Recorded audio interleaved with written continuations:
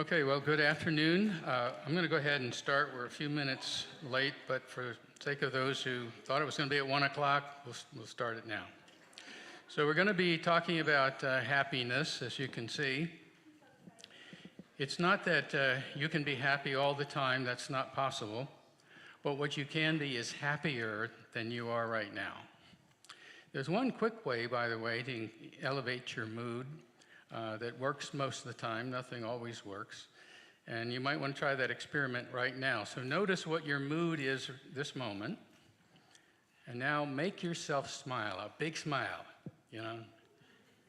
And notice what happens to your mood. It almost always goes up because your brain interprets your facial movement as meaning, oh, yeah, it's a good thing. Okay, the next slide.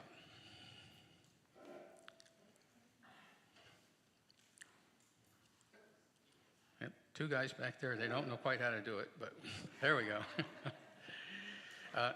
One of the reasons why I thought it was useful to talk about happiness is because there's been a decline in happiness in the United States that's pretty substantial.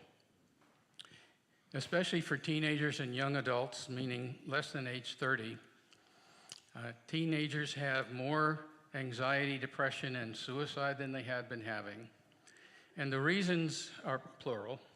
One is the fault of social media, as Pastor Kurt mentioned in his sermon.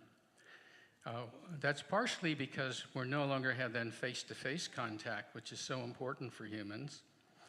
But also, when people present themselves on social media, they put their best foot forward. They're dressed up nicely, they have their hair nicely combed, and everything they say about themselves is wonderful. I was the quarterback on the team and also graduated first in my class, and I'm going to Harvard next year. None of which is true, but that's what they put on there. Now imagine you're a poor teenager and you're reading that. You say, oh my gosh, I'm nothing. So it really lowers your self-esteem because you think everybody online is much better off and smarter and everything than you are. Another reason is that it's a good vehicle for bullying people. Now, generally speaking, this is generality. When boys fight, they punch each other and such. When girls fight, they actually engage in changing or altering that person's reputation. So that's the form of bullying they do, which is easy to do online, where you say negative things and bad things about the person that you're trying to bully. And sometimes it results in suicide. That's how bad that can be. More screen time disrupts the default mode network. Next slide, maybe it's on there. No, we'll have to get to it later. I'll tell you about it when we get to that slide. Okay. Now, there turns out there are certain elements that really raise our level of happiness. One researcher calls them the macro elements of happiness. Sort of like food, microelements and macroelements. These 5 are the ones that have been discovered by Martin Seligman and his group at the University of Pennsylvania. He's the one who developed the whole field called positive psychology. There's now even a journal called Positive Psychology and Flourishing. They've done a lot of research. It's been picked up by many other universities. And so everything I'm going to tell you pretty much is based upon this research. So it's not just my opinion. So these 5 elements, I'm going to go over each one at a time, so you don't have to memorize what they are. So next slide, we'll start with that first one, positive emotions. So happiness is a form of positive emotion, all the way from being interested to being excited, to being enjoying something, to having joy. These are the positive emotions. It turns out those 2 are actually innate, built-in. Babies can express them with their facial expressions.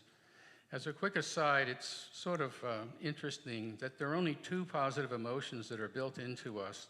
There's one that's neutral, it's neither positive nor negative, and there are 6 negative emotions. Now, how come there are so many more negative emotions than positive? And that's because of evolution. It's to keep alive, you have to notice the negative things. You don't have to notice the positive things.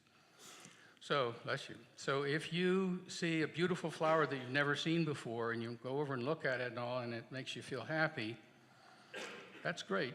But if you missed it, it's not the end of the world. But if there's rustling in the bushes and it's a saber-toothed tiger who would love to have you for lunch, and you ignore it, you don't see it, yeah, you're going to be lunch. So you cannot miss the negative things, because that's life and death. That's one of the reasons why, if you listen to the news or see it on television, it's almost all bad news. They almost never say anything positive. And that's because people will not watch it if it's mostly positive things. It's interesting. And that's because our brains have evolved to focus on what's negative, what's fearful, what might cause us harm. And so the way the news works is based upon that concept. But these are the positive emotions that you can see on the screen, love being one of the most important one. But clearly we feel happier when we are experiencing these positive emotions. Next slide. Some examples of the sources for getting those positive emotions I put up here, and clearly they're just examples. There are so many things that can make us feel good. Savoring moral pleasures meaning things that are not immoral, but things like eating good food, having a good night's sleep, that sort of thing. Mindfulness is a powerful way to have positive emotions. It's been developed in such a way that it's been very effective in treating chronic pain, for example. So basically, it's focusing on the here and now and reserving judgment for what you're experiencing. That's a very simple, short way of describing mindfulness. You need formal training to get really good at it. Nature can be a source of positive emotions, being out in nature, going to the woods, going camping, going to the beach. That clearly can elevate our mood. Exercise. Now, people say, I don't want to exercise, but exercise is not only good for you mentally and physically, but it does also tend to raise your emotions in a positive way. And part of the reason for that is when you exercise, especially if you do enough exercise, your natural endogenous opioids are released, and they go to the opioid receptors, which lights up the pleasure center in the brain. Now, there are exogenous opioids that people take, like fentanyl, and it's much more powerful than our innate inborn opioids, and it really lights up the pleasure center, and that's why you get addicted very rapidly. You want to experience that over and over again, and it becomes more important to you than anything else in your life. The people in your life having sex, graduating from college, these are nothing compared to getting that drug so you can have that experience. Gratitude, been well known to increase your mood, and one of the recommendations is every night before bed, think of 3 things that you're grateful for before you try to go to sleep, and you'll have typically a more elevated mood for the next day. And forgiveness is also a way of elevating your mood. It also goes along with what Christ told us, that we should love our enemies. So if someone has wronged you, said something bad about you, if you can come up with forgiveness, which doesn't mean saying it was okay what they did, but not to let it drag you down, can elevate your mood. So these are just examples. Next slide. Now, it was surprising to me when I first learned this, but we actually have a natural baseline of happiness. Some people are just naturally happier than others, and it's based on genetics. So it can't be changed, and it's not your fault or your doing. So half of the amount of happiness you experience is purely genetic. 10% of how happy we are is based upon your life circumstances. Did you grow up in a poor neighborhood or a very wealthy home? Do you have great weather whether you are or not? Are there people shooting guns in the middle of the night or not? Those are circumstances of life that affect your happiness, though only affects 10%. 40%, which is the part that you can really change, are your habitual behaviors. That will account for 40% of your level of happiness, and that is something that you can act on, and I'm hopeful to show you some things to do that. So next slide. I actually already mentioned one of those, which is the gratitude, focusing on gratitude before you're sleeping. Now, another thing about happiness is it tends to go back to whatever the baseline is. So, for example, if you win the lottery and now you're a millionaire and you're really excited and happy, that degree of happiness is not going to last for long. It will typically go away within 6 months, certainly within a year. you'll go back to your baseline because that now is your new norm. Now also, of course, you realize you're not really a millionaire. If you get $1 million and Uncle Sam wants, $400,000 of it, so now you're not a millionaire, but you think you are, so you overspend, and then you realize now you run out of money. And so interestingly, the suicide rate and depression rate for people who win the lottery is very high. So you're probably better off not winning the lottery, actually. On the other hand, if something terrible happens, for example, people who are paraplegic from an accident, of course they're pretty miserable for a period of time, but 6 months later they usually have reverted back to their basic level of happiness. So it's a form of homeostasis. The whole human body and brain functions that way. We are set up so that we can maintain our blood sugar within narrow ranges. If it tends to go too high, we pump up more insulin. If it goes too low, we have ways to compensate for that, and so on. So the same thing is true for our happiness. Next slide. The second macronutrient for happiness is called engagement. Essentially meaning engaging in life, engaging in the world. Don't be a wallflower sitting in the corner and letting life go by. So it's participating with other people, with your work, and with play. The most powerful form of engagement is called flow, and it's actually been studied for many years. And it's kind of the ultimate engagement where you are so focused on something that you're doing that time disappears. You don't think about anything else. You're really internally excited. That happens periodically, and that's called flow, and that's the highest level of engagement. And that occurs primarily when your highest strengths are matched with a difficult challenge that you're capable of. So for example, if you're a pianist and you've reached a certain level and now you want to move up to be able to play, Beethoven or something that you couldn't before, if that's within your capabilities to learn that, and then you're challenged by it, that's when you can get into flow, where you're not even focusing anymore, you're just doing that, and the world just disappeared, it's only that. So it has to be something you can do. You can't be working on something that's way beyond your capabilities, and it really needs to rely on your highest strengths. So what are your highest strengths? One way to find out is go to this website, www.AuthenticHappiness, all one word, small letters.org. You have to give them your name and your birth date and some other information. And then there are a series of questions, and it will come up, and these are your strengths. And when you know your strengths, that is helpful in learning what your path in life should be, what would be a good profession for you, but also how to be happy, what to focus on, and the like. So it's a very effective thing. In terms of your engagement with your work, and work is a very important part of life. When you're retired, your work is to figure out what to do. It must be meritorious in order to be causing happiness. Meritorious means you have to earn your success. So Arthur Brooks, who's an expert in happiness, he gives a course at Harvard in their business school. And by the way, he can take up to 400 students. Well, they always have a waiting list of hundreds of students that want to take this course. But anyway, he gives an example of a student in the class. They're having a big exam. It represents 50% of their grade. One of the students says, "This is so important," they figure out a way to cheat. And sure enough, they get an A. Another student handles it by studying really hard, making sure they get a good night's sleep, and also get an A. The student that earned it is far happier than the student who got it by cheating. So merit matters in terms of earning your success. That's what he found in his research makes the difference for whether your work makes you happy or not. It also needs to benefit others, whatever your work is, and have a purpose.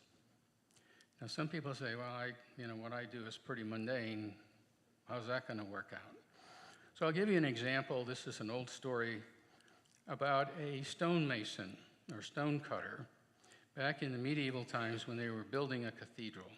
And so he has to cut out these stones, and they have to be pretty correct size and all, and about 12 inches high, 3 to 6 feet in length. very heavy, and it's just a lot of hard chiseling, and it's one after another after another. And so someone came up to him and said, doesn't that get really boring? Like, what makes you want to do something like this, aside from getting paid? They did get paid. He said, well, I'm not just cutting stones. I'm building a cathedral to honor God, to create a place that people can go and worship him.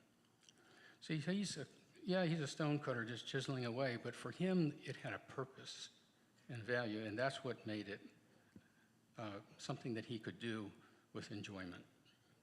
Now, next slide. What's the direction of happiness? It's not simply reaching a goal that will make you happy. It's actually the steps along the way that as you are progressing in anticipation of the reward, that's what makes the most happiness. And sure, when you hit your goal, you're often happy, but that, again, lasts only a short period of time. Remember, it regresses. But if each step along the way, you can get happiness. So it's the anticipation of reward that gives you more happiness than ultimately getting the reward itself, whether that's graduating from college and being the salutatorian or whatever your goal is. And unhappiness is when you regress, when you're working towards your goal and something happens and you fall back down. You can become less happy, and then you got to start working it back up. Next slide. The third one is relationships. We are social animals. We have special bonds with our family. That doesn't mean we love everybody in our family necessarily. We certainly don't like everyone necessarily, but it's a very important kind of relationship. And we need real friends. And what do I mean by real friends? I mean non-transactional friends. What's a transactional friend? Well, you lent me your lawnmower, so I'm going to pick up your child from school. That's a transaction. That is a type of friendship, but it's not the kind that you absolutely need for optimal happiness. You need 1 to 3 true friends, meaning they may not even be worthwhile to you in any practical sense, but that's a person that you can call at 2 in the morning and they'll respond, and they're there for you, and they care about you, and you trust them, and they trust you. Real deep friendships are very important for maintaining optimal happiness.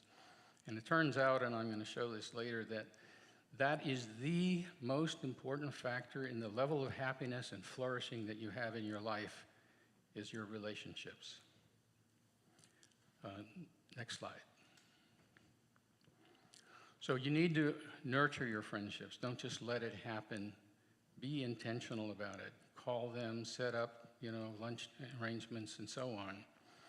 What we'll find out later in this is that the loneliest people in the United States are actually single men over the age of 60, because many of them do not have friends, virtually at all. Women in the same age range usually have a number of friendships. Women are much better at having friendships and seeking them and nurturing them. But when a man has relied upon his wife to have whatever friendships exist and she dies and he's a widower, now he's by himself. So be intentional. There was a study done at Harvard. It's still ongoing. It's an 80-year study of adult development. What they did 80 years ago is they went to the sophomore class at Harvard and asked if they'd participate in research to find out what are the factors in life that determines whether your life is a happy life and whether you're going to flourish in your life. And so they had a number of questionnaires. They did IQ testing. An internist did a physical exam, and they had mental status testing and everything. And then they followed them every year, including the physical exam and everything, until they died. And they analyzed everything that happened with them during their life to see what were the factors that were common among all those who had levels of success, levels of happiness, how long they lived, how healthy they were. Now, they realized that this was a very narrow portion of the population. They're Harvard College students, and at those years they were all male. So they started studying their wives, and then the women, as women began going to Harvard. And they also went into the poor neighborhoods in Boston, and they started studying the poor kids there, male and female. So now we have that full range, different races, both sexes, and wealthy and poor, and so on, for this whole time period. So there have been a number of different researchers, and there's always a new director every 5 to 10 years because it's gone on so long and it's still going on. And the bottom line of what they found out, to be highly successful, healthy, happy, flourishing, the number one thing overwhelmingly was the nature of your relationships. It wasn't how much money you made, what your position was in your job, nothing of the things that we think that success would account for your happiness. No, what's your relationships like? So that's where your money needs to be, is relationships. Next slide. Love is a key part of happiness. It's interesting that happiness is greater from the love that you give to others than the love that you get from others. It's kind of like that expression, it's better to give than to receive. It's the same notion, but this is research-based. This is an interesting saying, the next one, that happy people love people, unhappy people love things and use people, right? So you've got to know which way you want to go. And love is the greatest force for good and for happiness. Next slide. So that's all back to the absolute importance of relationship. So the fourth macronutrient is meaning and purpose. And it's actually number 2 on the list in terms of importance. Number 1 was a relationship, and meaning and purpose is number 2, and a fairly close one. One of the advantages of religious faith that the researchers have found, and there's a whole group that looks at religion and well-being and functioning at the School of Public Health at Harvard. They've done a lot of excellent work, and basically they find that having a religious faith has meaning and purpose built in. So people who have a religious faith have a leg up in everybody else on having meaning and purpose in their lives. And it turns out that's the second most important thing in terms of your happiness and flourishing in life. Helping others gives ongoing happiness, and that's part of the meaning in your life, if caring for others. And again, that's really built into most, if not all, religions. Asking yourself, what's my passion? What are my values? What are my goals? Helps to define your meaning and purpose. Next slide. So meaning is not just what do I need, but what does the world need from me? That really determines what the world means. And meaning is very important for your mental well-being. You may know of a psychiatrist who was a victim of the Holocaust and was in 2 different concentration camps.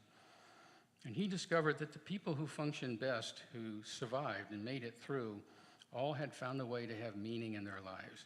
And it included simple things like just making sure your shoes were kept clean, but developing some way to have meaning. And so he developed a form of psychotherapy called logotherapy.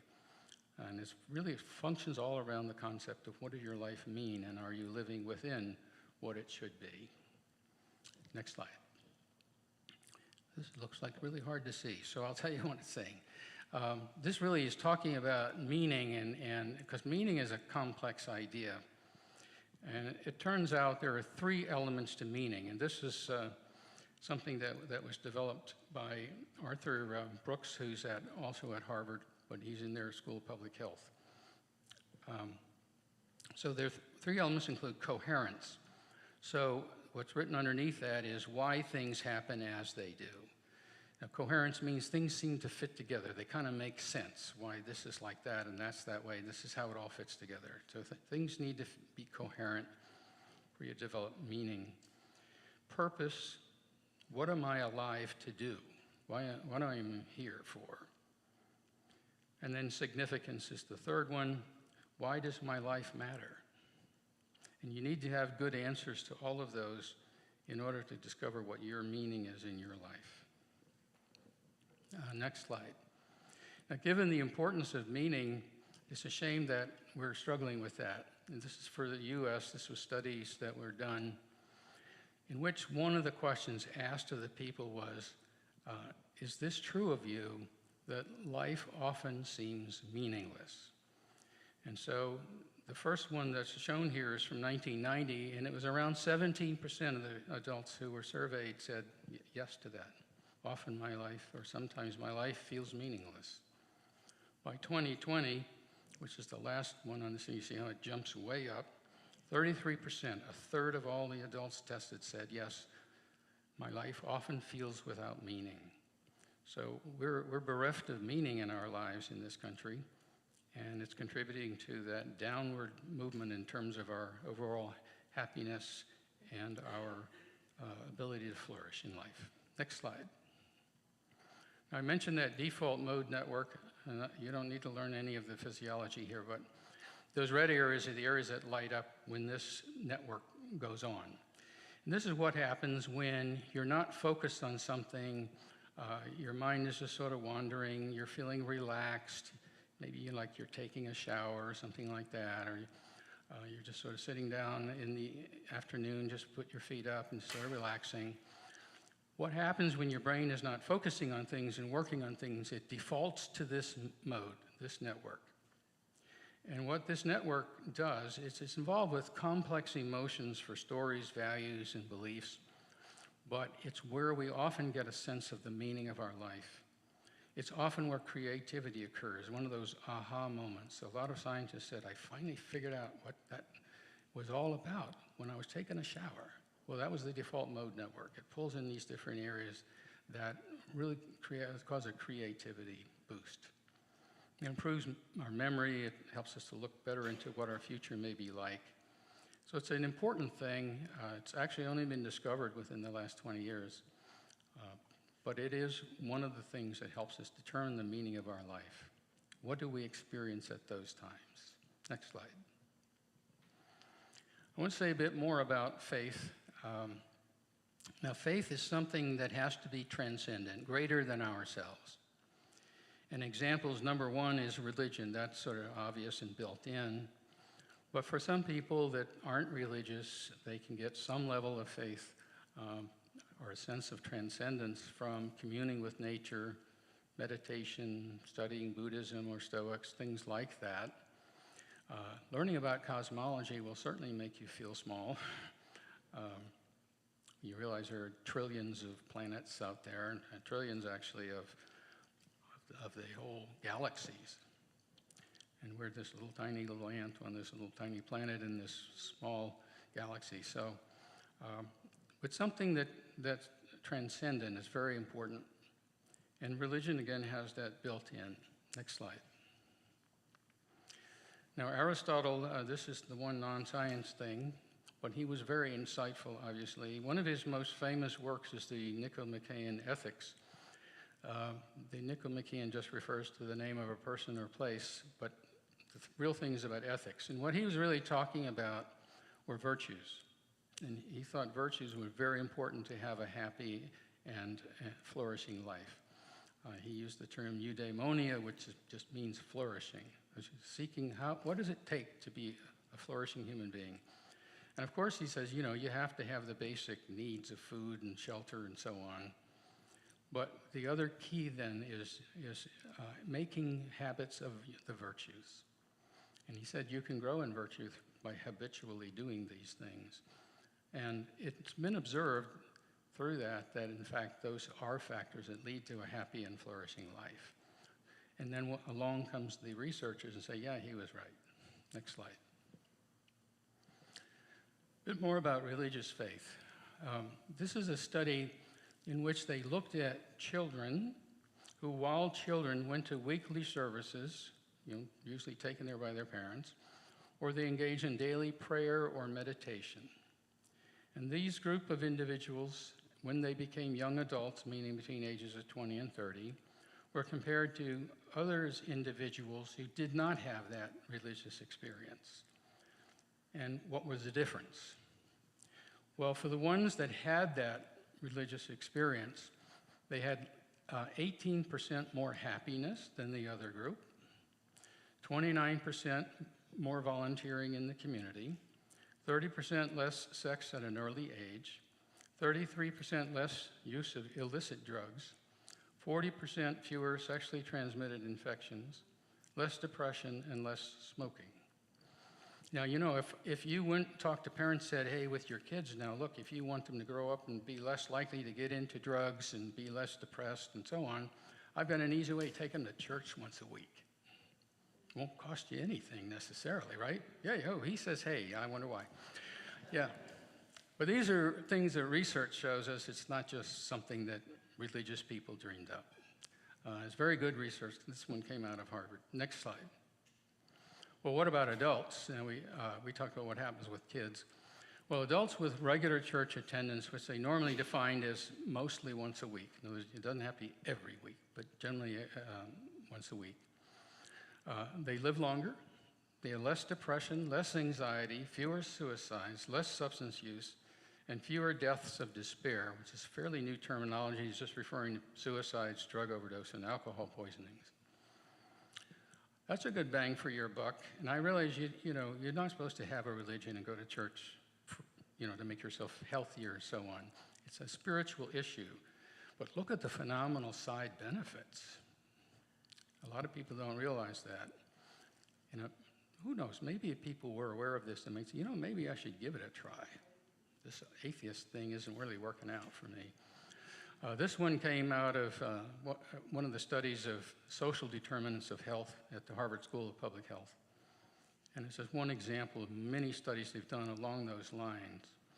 And once again, if I came along and said, hey, I'm a physician, you want to live longer, you want to be less depressed and anxious and healthier and so on, go to church once a week.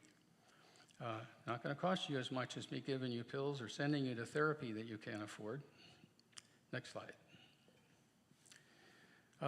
The last one, macro element for happiness is your accomplishments or success.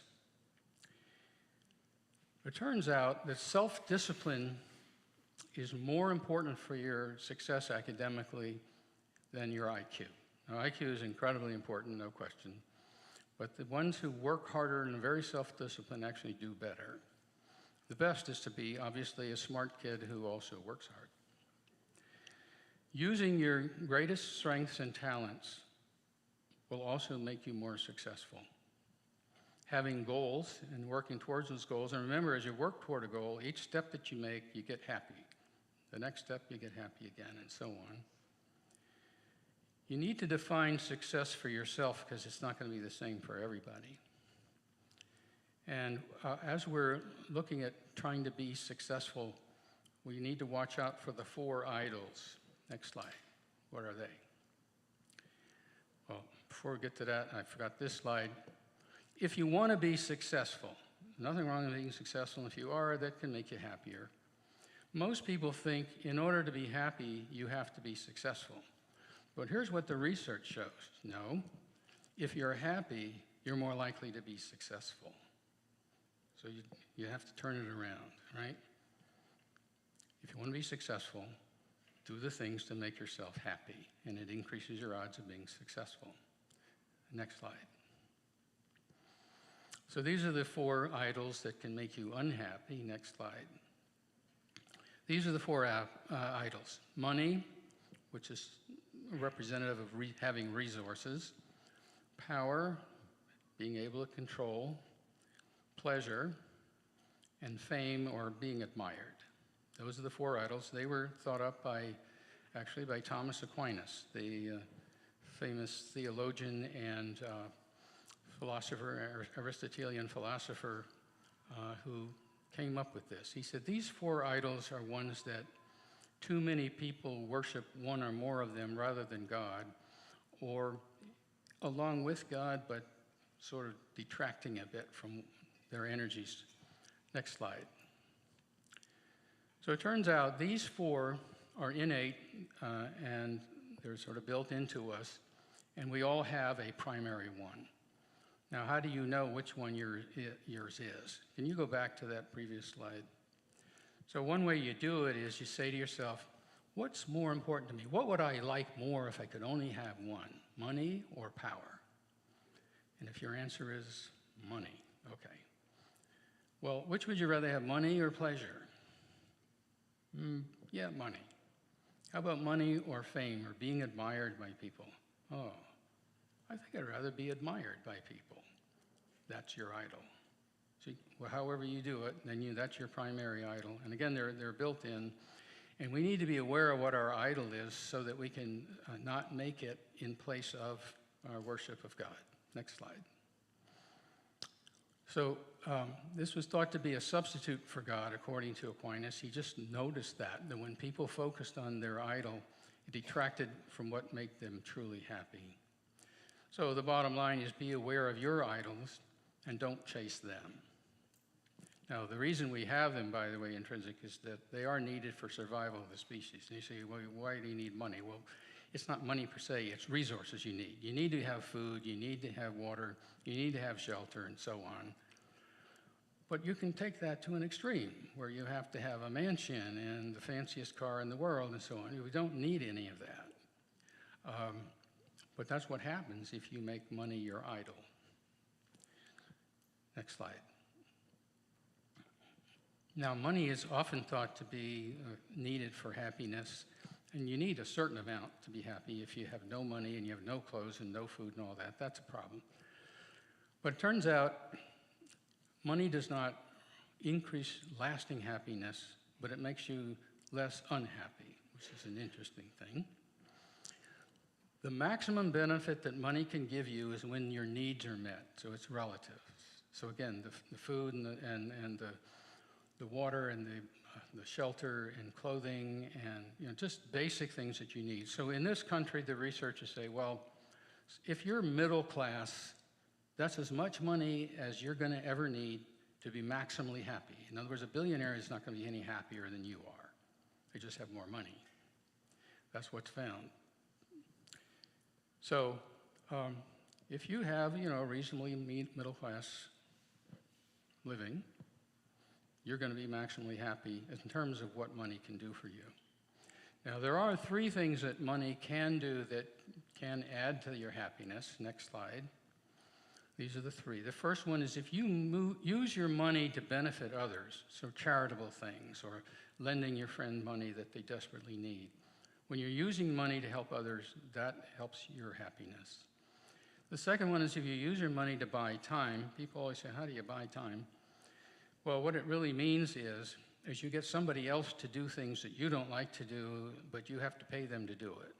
So that gives you that time then to do things you do like. So like you have a house with a big lawn and you have to have your grass mowed every week and you hate mowing the grass. You hate the loud noise, you hate the smells, it takes you an hour, you're sweaty and hot, you don't want to do it. And lucky for you, you do have enough money that you can hire the teenage kid down the block who loves mowing lawns because you pay him. So that hour that you would have spent doing something you hate, mowing the lawn, you now have open to read a good book or take a nap or whatever you want to do. That's buying time. And the third thing is using your money for experiences rather than buying things. So if you took your whole family, you have a large family, and you take them all to some vacation place and you pay for everything, that's an experience that you and they will never forget.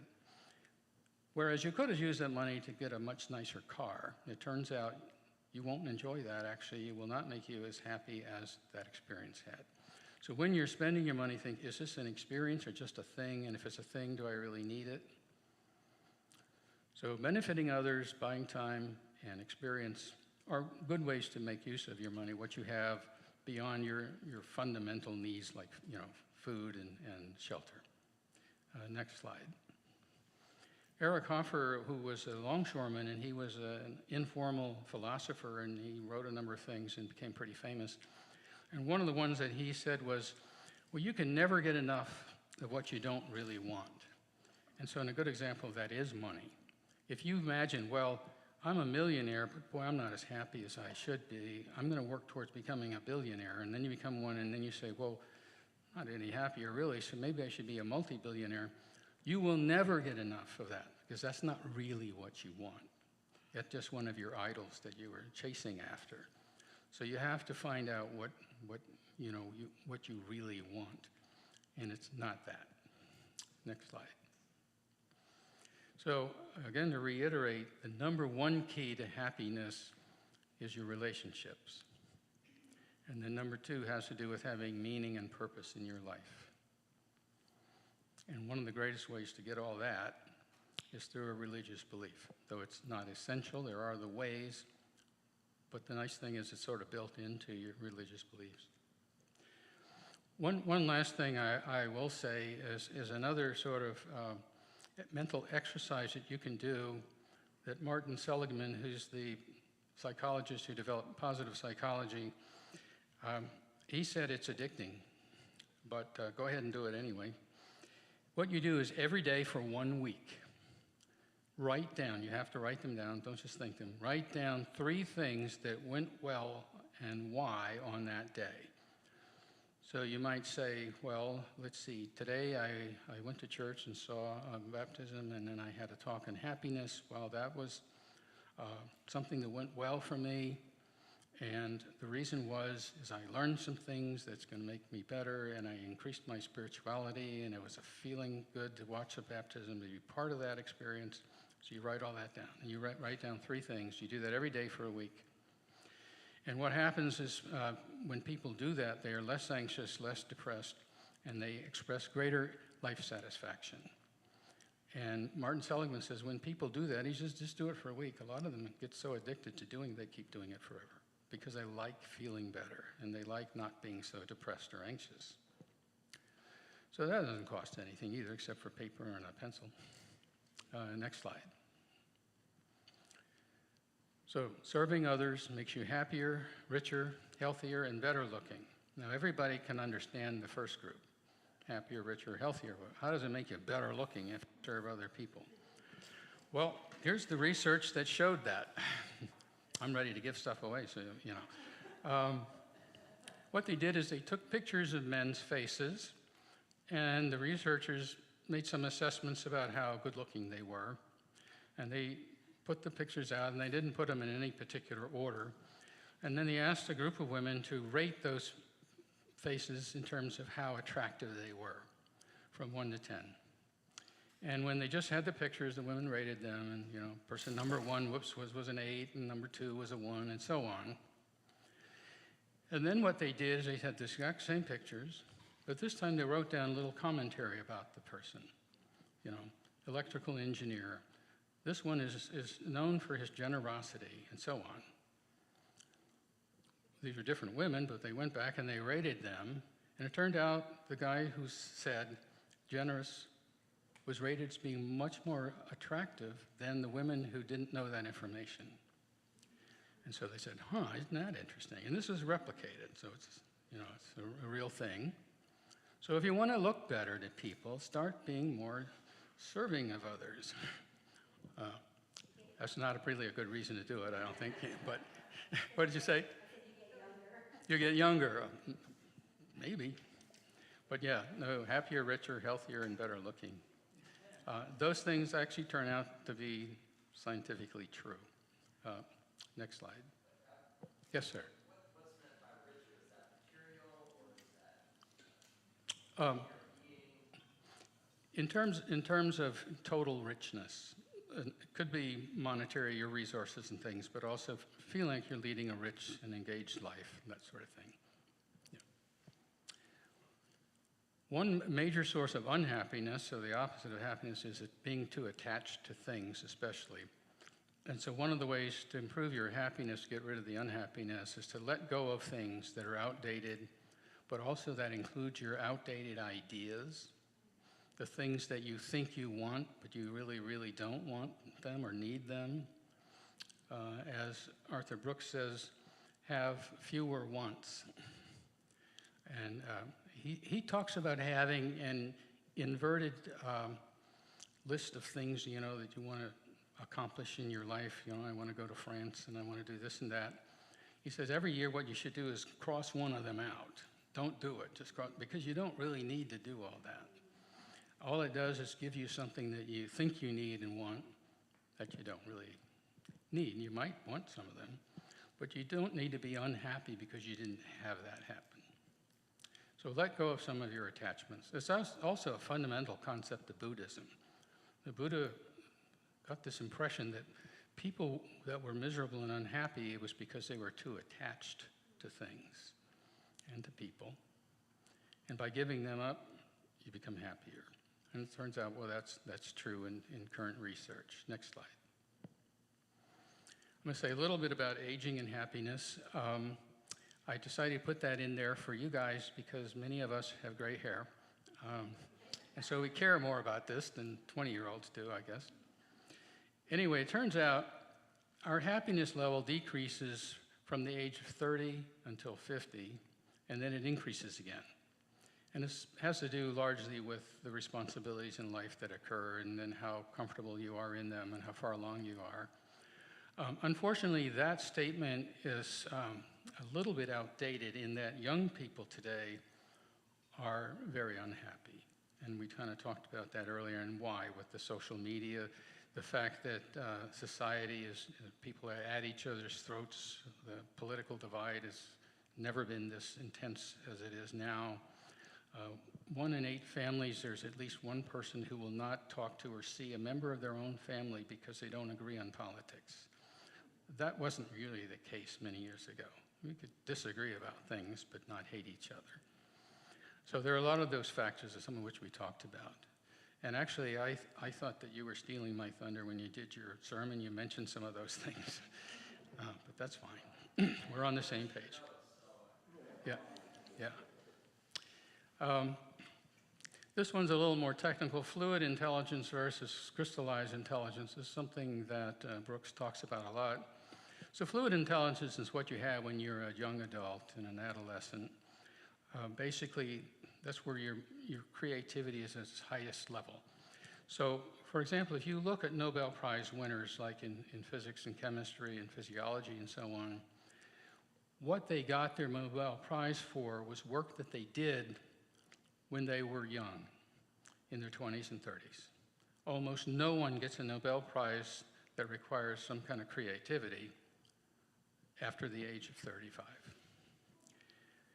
And that's because that's when our fluid intelligence starts shifting over to what's called crystallized intelligence, which is where we're not as creative, finding new things and new connections and so forth, but we have a wealth of experience and we learn about a lot of different things and we start seeing relationships that way, which is why Arthur Brooks says, without question, the most popular professors at Harvard are all over the age of 70 because they have crystallized intelligence, wisdom, if you will.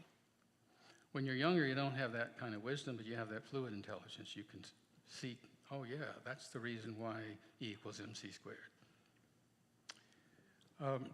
You need to plan for what you're going to do when you're retired, and the best thing the research suggests is to focus on your faith, your family, and your friends. And I already mentioned how single men over the age of 60s are least happy. They need the most preparation. They need to start making friends before they lose their wife, or if they've never been married, they sure as heck need to get them. Next slide. That study of adult development that we mentioned from Harvard, it's crucial that you cultivate and maintain strong, positive relationships throughout your life. And the next slide. We're open for questions and comments. The only criteria that we have, as always, is they can only be easy questions. Okay. But feel free to make comments also. Yes, sir. On one of your slides, you talked about. Can you hear me?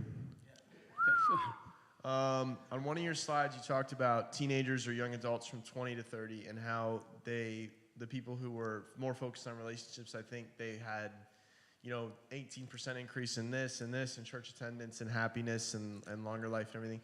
Do you think that the church attendance was because of maybe fear more than genuine wants, like fear of, people not like their parents not accepting them because they don't go to church, or fear of God not accepting them if they don't be Christian or something like that? Do you think that that's the case for it, or do you think that it was because they genuinely wanted to go to church and wanted to grow in their faith? Mm-hmm. Yeah, so the comparison wasn't whether you were happy or not, except in your 20s to 30s. But as a child, they weren't looking at whether the kids were happy or not, but just whether they had regular church attendance or prayed every day or meditated every day. And you're wondering, well, is it really the fact that they went to church and had that religious experience, or were they, if they didn't do it, the ones who didn't, they felt guilty or maybe whatever. That, to my knowledge, was not analyzed in it. They just said you did it or you didn't do it. There certainly are likely to be differences in the families where kids are churchgoers or praying daily than families where they don't. The reasons for it may be more complex. The only thing I can say that we know for sure is that there is that observation.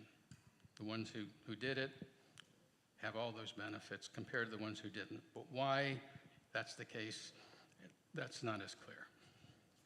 I'm intrigued by that question coming from a pastor's son. Yeah. Yeah.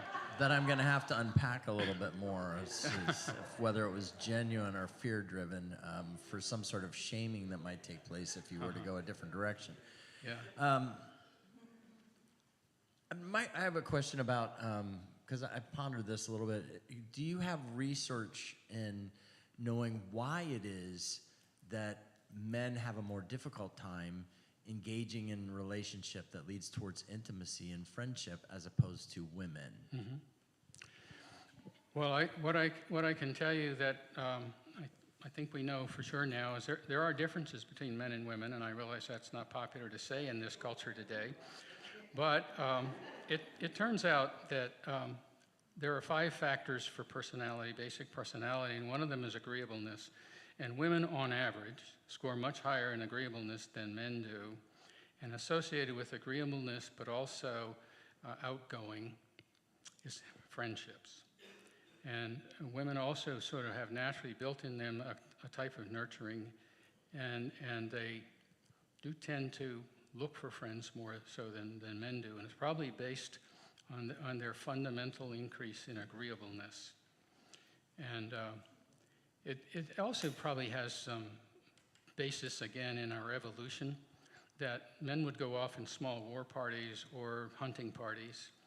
Meanwhile, the women back at home were trying to pick berries and make fires and so forth, but taking care of the children, you really have to have a nurturing personality to do that well, that they tended to work together, and the aunts and the grandmothers would help. And so women tended to be very social in that way. And I think we're sort of still stuck with that. For men didn't have that as much. And it doesn't mean men can have friends, and they can have friends. It's just they're not as good at it as and not as compelled at it. And often a lot of men feel like their relationship with their wife is this great one. That's enough for me. You know, as long as I can watch golf on TV and drink beer, that's fine, you know. Say that again. The ladies' aid groups. Oh, the ladies' aid groups, yeah. Women Mm-hmm. social. Yeah. What do men do? Yeah. Having meetings, Yeah, yes, not getting to know each other. yeah. Yeah, that's why I really appreciate the fact that in our church here, we do have a men's group that meets Thursday mornings, and we've been able to form relationships, something that men are often missing out on. And we also know that in general terms, women are more likely to go to church than men are. But oddly enough, children are more likely to continue going to church as adults if their fathers went with them with children. If it was only the mother that went, children are less likely to want to continue as adults. So fathers have a significant role in that. We don't know why that is exactly, but it's a clear observation. And you know, it's kind of a shame that men don't have more friends and don't have more networks like that, except in work. But that's not friendship, really. Pardon? They're out hunting more, yeah. Yeah, yeah, yeah. Yes? So on Tuesday mornings during our staff, okay, Yeah. thanks. On Tuesday mornings during our staff meeting, we always discuss the sign out here, what we want to put up. I have a suggestion. If you want to become 30% more happier, please come join us at worship. Mm-hmm. Yeah, yeah. Mm-hmm, yeah. Well, I think it is actually a shame that people don't know this information about the effect that going to church and or praying daily has for you. Obviously, its primary purpose is a spiritual one. But boy, these side effects are great, you know? Well, I just wanted to say that women, I think, talk a lot more than guys. Guys have one-word answers. Women like to yap. And that's another reason that we get along with everybody because, and have better relationships because we love to talk. Yep. Oh, yes. As a parent who brought their children to church and they were very involved, youth group, I'm struggling now with the fact that my grandchildren are involved in sports and dance and social things with the school or just out in the world that do not respect Sunday morning. And therefore, if they don't show up, they're going to run 6 laps or they're going to do something. It's like we're not only fighting the internet and social media, we're fighting the world. And it makes it really difficult because, we've got a three-day competition we have to be at.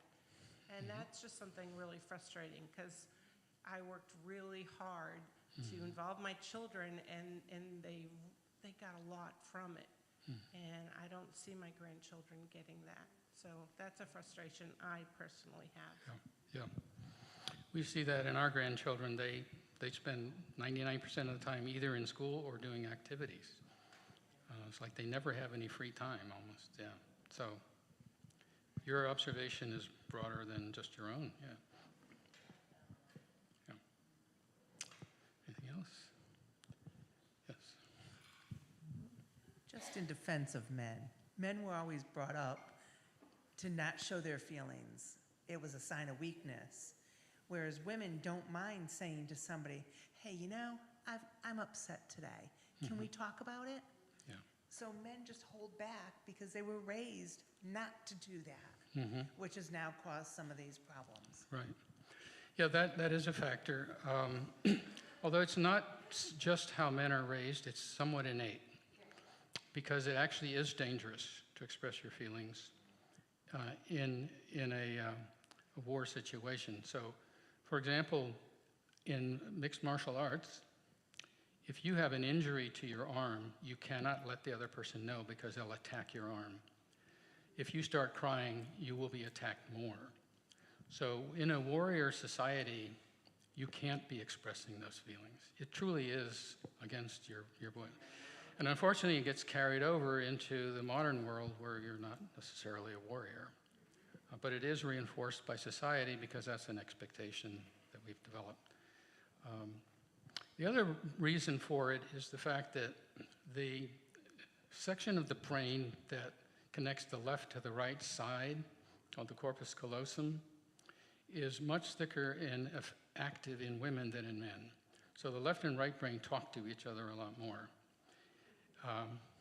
Well, you said about talking a little more, but you talk to yourself more in your brain, and what it means is you can access your feelings more rapidly.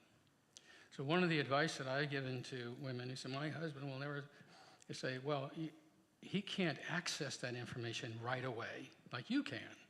A lot of women think he's withholding. He won't tell me. I ask him, he won't say anything. Well, he can't because it takes him several seconds or even minutes to access what am I feeling. Yeah, well, for that information to pass across the corpus callosum. And so it's partly physiological, it's partly what was necessary for survival, and partly how we're raised. I'm not saying it's a good thing, it's just an explanation for it. But we can overcome what's natural sometimes through social evolution. And so making it okay for boys to express their feelings and to cry and so on. Unfortunately, they do get picked on if they do. Even by girls, there are wives who get upset when their husband expresses a negative feeling. That's actually fairly common. It's what I hear from my male patients. So it's a complex group of factors. Unfortunately, nowadays, it Yeah, well, yeah, yeah. Yes, ma'am. Well, I just wanted to share, we heard this one seminar, and I wish that I could remember the name of the pastor who gave it, because he had a face like a head, what do you call the head, of a woman, where all the wires are going all over and Oh, yeah. attached. And the men have boxes. And so at times, little boxes in there that they pull out. And there's one called the nothing box. And that's when they're sitting there with that blank look on their face. So when you were talking about it, all I could think about was the nothing box. Because they have sections, and you know, and women we're all wired so that we can just keep going, and we can talk to each other because we can keep up with the wiring there. But Yeah, yeah. men can't. Yeah. Well, It's the same reason why we can go from one thought process or conversation, then we jump to something else, and then the male is like, what? yeah. Yeah. How'd you get from A to B, right? Yeah, yeah. That brings up, though, an interesting thing. A lot of people talk about being able to do multiple things at once, and it turns out, research shows you cannot. What you're really doing is jumping rapidly from one thing to the next, but you're not doing both things at once. And CEOs of Fortune 500 companies don't do that. They focus on something, they get it done, and then they go to the next thing. So, but there are advantages to having that kind of flexibility. But there are disadvantages. You may not come to the end of something. You keep jumping around, you may not get a conclusion then. So there are pluses and minuses to each one. Anything else? Anybody who knows me knows I don't need a microphone. Yeah, but you do anyway, yeah. What did you say? Okay. You said in your slide that happiness is a choice that people make. Now, the environment that you grow up in, does that kind of makes you be the person you are, or do you have like that choice to change if you like in a environment Yeah. that isn't so broadly, you know, happy? Or, Yeah, yeah. I don't know. Yeah. So what I said was there are three things that determine your level of happiness. One is your genetics. That's 50% of it right there. You can't do anything about that. And 10% of it is your environmental factors. Like, where did you grow up? What was it like? Were you well fed or not? That sort of thing. And then the other one is you talk about the ones that you choose or whatever, but that's actually your habits, your behaviors and thoughts. And those you can change. And so you have the opportunity now at your age to make choices about those sort of things that we talked about that can lead to more happiness. But you can't change your genetics. And you can change your environment. You can move to a different environment.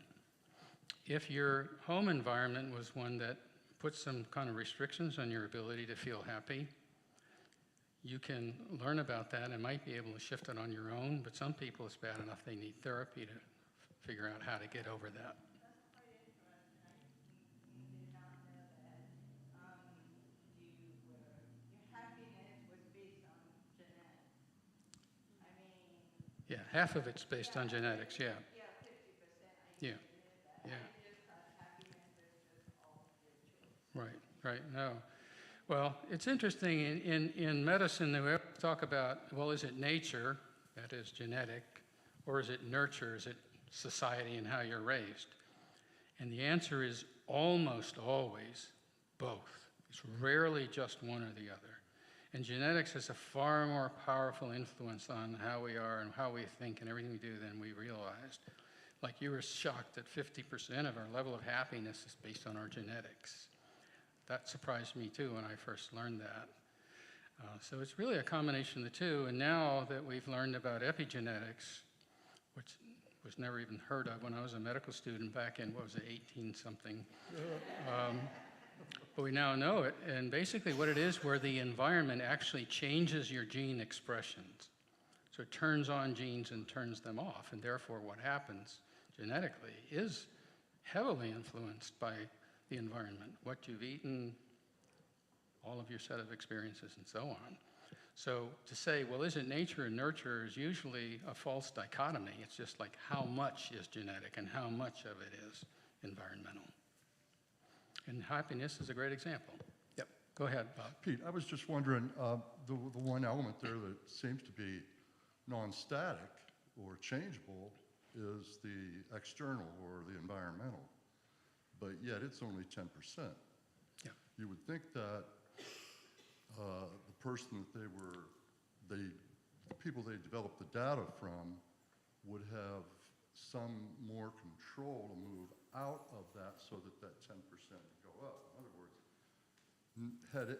when they answered the questions, relatively speaking, they were still only 10% affected by that, by the environment. But Right. you'd think if somebody's unhappy, they can move, and then when they're actually answering at a higher percentage of happiness because they're able to move away from unpleasantness. Right. Doesn't seem Right. to be the case. No matter what, it's 10%. Yeah, well, 10% is, 10%. It's not nothing. And, but you have more big bang for your buck if you can work on those habit things. Pastor Kurt has talked about your experience in, was it Guyana or wherever? Yeah. Those people had very poor environmental circumstances compared to ours. And your experience was they often were happier than we are. Am I saying that right? Or Yeah, I think that's true of a lot of people who have had a similar experience in, let's say, developing countries. Yeah. Is they seem to be more joyful in general, but they have those other elements that you talk about. I see a strong sense of relationship and connectedness to community, definitely a strong faith and a spirituality that just kind of makes me drool. As when I come back here, it's a little more dutiful and check the box and that sort of thing. I'm wondering, because I had kind of come to understand from things I've researched that happiness was a little more circumstantial, which would just be that 10%. And if there's a distinction between happiness and joy I had come to understand as more of a condition where the circumstances may not be good, but joy is still there. Is there anything from your research that kind of goes into a distinction between joy and happiness? Well, joy is a form of happiness. So when we talk about those innate emotions, or technically they're called affects, so one is enjoyment, joy. They use those two terms for the lowest amount of it and the highest amount. Enjoyment and enjoy is the highest amount of enjoying something. And that is a form of happiness. And the further you are along on that spectrum, the more happiness you're experiencing. But it can be transient. I mean, most people aren't joyful all the time, just like we're not usually miserable all the time. By the way, no one is happy all the time. I've talked to some people and I said, we're talking about happiness, and he said, oh, I'm happy all the time. I thought, I'll bet you're not. If someone you love dies, you're not going to be happy. If you find out you have cancer, you're not going to be happy. I mean, no one is happy all the time. And Arthur Brooks says, don't have your goal be to be happy. Your goal should be to be happier. Whatever your level is, let it move up. Understanding that being happier also makes you more successful. You flourish more. Yeah. I'd just like to add something about. Here, you're going to have a microphone. Yeah. Excuse me. Well, Helen's heard this many times, and so has Miriam. But for me, I'm a widow and have been for 7 years now. I'm going into 7 years. And one of the things that I've found in terms of happiness, and as Pastor says, joyfulness, is not only, of course, St. Timothy and serving whatever capacity I can do, but in my own, when I'm alone, when I'm just doing things by myself. my memories are my happiness. And I can go back from, I think one time, Peter, I shared with you on one of the other things, that to go back to memories and to just go over your life of the good, the sad, the fun, the raising all, the children, all that gives me happiness. And I just wanted to point that out for anybody that lives alone. Hopefully you can think back on your memories. And it's sort of like a parable, like we share these things and we talk about them with our children, our great-grandchildren, and it brings it all for them to remember also about our lives. I just wanted to say that. Yeah, no, that's a great observation, and thanks for sharing that. It's in line with that exercise that Seligman says you should do every day. Pick 3 things that were good that day and why. Write them down. Now, you don't write down these memories, but you remember them, and that works for you. Yeah. And aren't memories really, as she's saying this, a form of gratitude?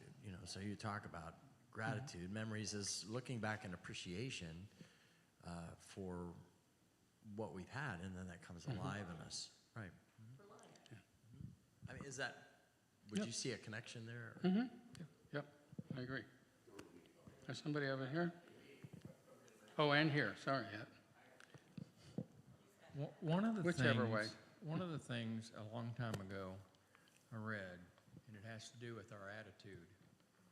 And I pulled this up so I wouldn't misquote it. It says, this is by Chuck Swindoll. It says, "The longer I live, the more I realize the impact of attitude on life. Attitude to me is more important than facts. It's more important than the past, than education, than money, than circumstances, than failures, than successes, than what other people think, say, or do. It's more important than appearance, giftedness, or skill. It will make or break a company, a church, a home. The remarkable thing is we have a choice every day regarding the attitude we embrace for that day. We cannot change our past. We cannot change the fact that people will act in a certain way. We cannot change the inevitable. The only thing we can do is play the one string we have, and that is our attitude. I'm convinced that life is 10% what happens to me and 90% of how I react to it. And so it is with you. We are in charge of our attitudes." Very nice. Now, what I don't understand is why you didn't have that memorized. Why did you have to read that? Yeah. No, that's actually very consistent. I had mentioned about logotherapy based on meaning and purpose, and it's the same concept. Your attitude is, and that's what you sort of work on in part. What's the meaning of your life, and that's a function of what your attitude is based on that. Yeah. So I'm in complete agreement. Yeah. I would like to share my experience from a few years ago. I listened to interview on NPR with some researcher who was researching the depression level in medieval societies compared to the modern one. And his conclusion was that those medieval people were much happier than we are. And he mentioned few key factors. One was physical labor outdoors, with the sun being a factor, more organic diet, and the fact that they lived in like small, tight communes, like women doing some work during winter time together, etc. And he mentioned also that the great modern substitute is church going, with the bonus being your life expectancy being 3 more years because of going to the church. Yeah. No, that's interesting. It reminds me of something, I don't know if you've heard of the Dunbar number. Dunbar was the guy who came up with this based on research. It turns out 150 is the maximum number of people that you can have sufficient knowledge of and relationship with to have trust. And It might relate back to probably the clans that we had in ancient times were about 50 to 150 people, and most of them were related in some way. And the people who's done this research have said that small churches have that as an advantage, in that we're usually around 150 people, so we can get to know each other well enough to trust one another and to help one another. These mega churches have a problem with that. They try to deal with it by breaking up into smaller groups for specific purposes, like all divorced people can go, into this group, but whatever, yeah.